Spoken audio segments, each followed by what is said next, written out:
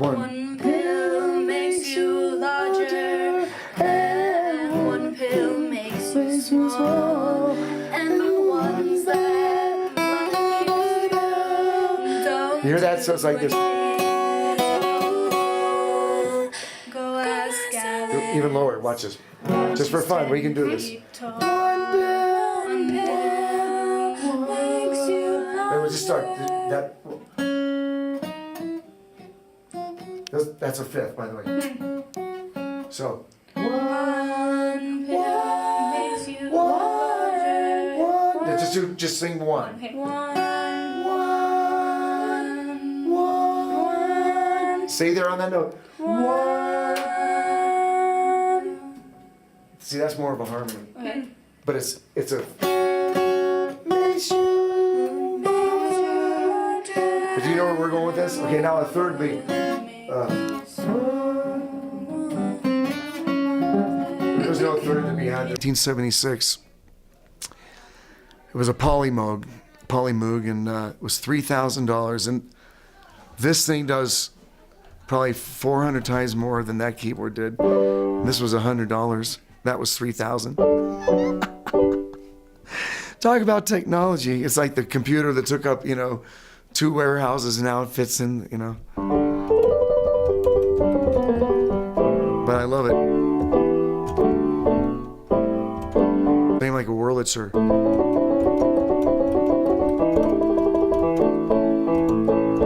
Yeah, I would have to come up with a whole curriculum, I guess, for the high school. Like really say, okay, now we're gonna focus, and like this is, I'm gonna have to grade you and test you, and where it was kind of a jam session, free form, anything goes, like you saw today. It's like, well, let's try this on. Like, okay, well, let me make sure I stop in the middle and give Miles a little musical theory, like on the chords that were going by and things like that, because that's what catches my ear. And then like when Emma wanted to sing harmony, it's like, well, harmony, yes, octaves are fine, but boy, stick with it. I always wondered what it would be like to go deaf, what I would do. I always was fascinated. Was Beethoven?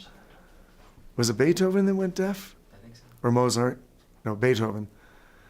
And he could still write because he could hear it all in his head. And I could do that too. I don't know if I could sing, but I could certainly play if I had a beat. But I grew up with my mom and dad playing piano.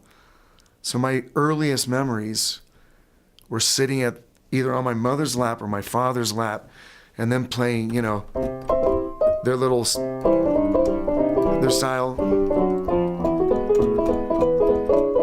And of course, after we could sit up, they'd sit us at the piano on a pillow, and I'd kick the board because I couldn't reach the pedals, and we'd play, "Have I told you lately that I love you? Have I told you lately that I care?" So that was like one of the first songs. But life without music, whew, I'd probably get in a lot of trouble. That's what they discovered in grade school, all the nuns, that I was going to, and I told them right away, I said, hey, I don't need school. I'm going to be a musician for the rest of my life. And like, yeah, get back to work. But then by about 6th grade, I was like 11 or 12, they knew I needed to play music. So we had a chorus and many, many guitars, and they had me tune the guitars and teach the kids the songs, like the Mamas and the Papas stuff, and Bobby McGee, Janis Joplin. So they put me to work, and that's all I can remember, really. It's just playing music and thinking music. If somebody burps, I try to figure out the pitch of the burp. Oh, that was a G, okay. But in my music that I play these days, I do it for money, but I also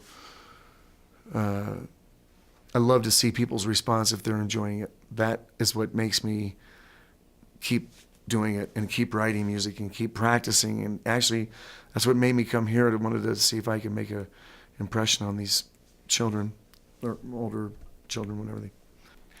When I have my band and we're rocking at a bar or something, I'm like, well, we could go this way or we can go that way. we can go real deep blues, and then that changes everybody around a little bit. We can play Little Wing, nice uplifting, but slow but powerful. Or we can go with Green Day and, and start pumping up. But I still never try to go to a negative side of things. It's just so unnecessary. It's just like, you want to start a fight? You can do that with music, Get people mosh, smashing each other. I never found that fun. I just go to the negative, but some of the metal music is very angry, and you can feel it, and it's fun to play when you got your amps cranked up and your guitars are distorting. And it's like, yeah, the musicians are getting it out of their system, but meanwhile, these kids are absorbing their negativity and all the messages they're sending, and they're taking it to heart. Yeah, I don't think it's good.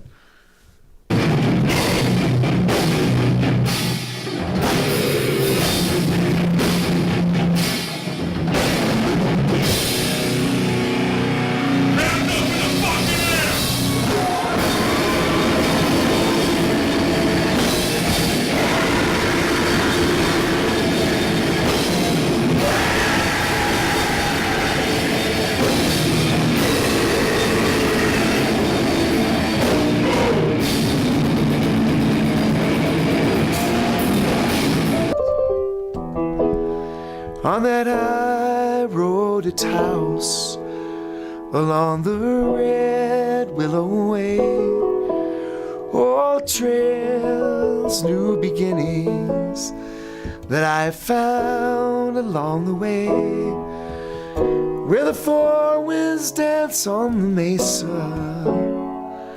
and the spirits come out to play on the high road to Taos, along the red willow way.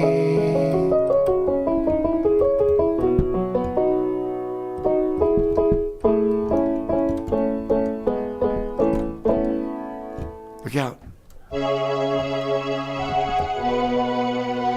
That high road to Taos, the red willow way.